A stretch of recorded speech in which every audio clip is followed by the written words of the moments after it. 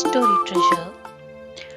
పూర్వం చాలా సంవత్సరాల క్రితం ఒక చిన్న పల్లెటూరులో ఒక పేద రైతు ఉండేవాడు. అతని దగ్గర ఒక చిన్న ఇల్లు, 2, 3 పశువులు తప్ప ఇంకేమీ ఉండేవి కావు. అతను వ్యవసాయం చేస్తూ జీవిస్తూ ఉండేవాడు. కానీ అతని ధ్యాస మాత్రం ఎప్పుడూ శివుడిపైనే ఉండేది.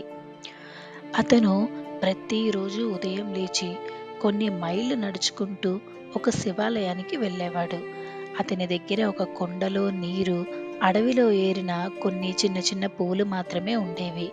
ధనమేమీ లేకపోవటం వలన ప్రతిరోజు ఇవి మాత్రమే తీసుకువెళ్ళి శివుడికి కానుకగా ఇచ్చేవాడు. ఒకరోజు మహాశివరాత్రి వచ్చింది. ఆ గ్రామ రాజు ఆ రోజును ఒక గొప్ప ఉత్సవంగా ఏర్పాటు చేస్తానని చెప్పాడు.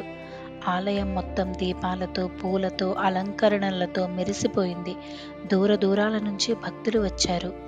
ధనవంతులు బంగారం, వెండి, పట్టు వస్త్రాలు, పూలతో నిండిన గంపలు తెచ్చారు.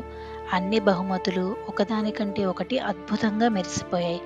అందరూ గర్వంగా తమ కానుకలను శివలింగం ముందు పెట్టారు. ఇంతలో అక్కడికి ఆ పేద రైతు కూడా వచ్చాడు.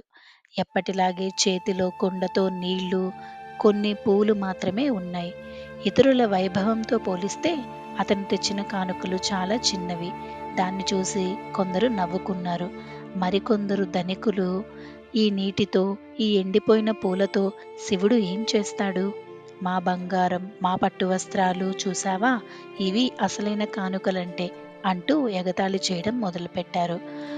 అప్పుడు ఆ రైతు మనసు చాలా బాధపడింది. అతను ఏడుస్తూ ఇలా ప్రార్థించాడు: ఓ పరమేశ్వరా, నా దగ్గర బంగారం లేదు, ఆస్తులు లేవు. ఉన్నవి కేవలం ఈ నీరు, పూలు మాత్రమే. కానీ నా మనసు మొత్తం నీ మీదున్న ప్రేమ, విశ్వాసంతో నిండిపోయింది అని. అప్పుడే ఒక అద్భుతం జరిగింది. అందరూ చూస్తుండగానే శివలింగం ఒక్కసారిగా ముందుకు వంగింది. అది రైతు తీసుకొచ్చిన నీరు, పూలను స్వయంగా స్వీకరించింది. వెంటనే అక్కడున్న గ్రామస్తులు, గొప్ప గొప్ప ధనవంతులు కూడా తాము చేసిన తప్పును క్షమించమని పేద రైతును అడిగారు. భగవంతునికి మనం ఇచ్చేది ఎంత పెద్దదో, ఎంత ఖరీదైనదో కాదు, ఎలాంటి మనసుతో, ఎంత భక్తితో ఇస్తున్నామో అనేదే ముఖ్యం. Thanks for watching.